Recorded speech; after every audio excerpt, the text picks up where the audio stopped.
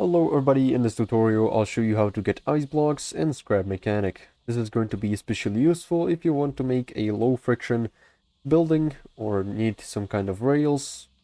And to begin, first of all, we'll need to get the freezer, which you can get by completing the third grow lab. And once you do, at the end, it is going to give you the schematic from a chest. And once you do have the schematic, go to a craft bot, craft the freezer from these materials. And nextly, you'll need to collect some water using a vacuum pump and put it inside of the freezer. It is going to take 1 water to make 20 ice blocks, and it is going to take about 3 minutes. Also, this cannot be authenticated using a large chest or a vacuum pump because these blocks are not registered as dropped items. And as you can see, I've got some 20 ice blocks right here from 1 water.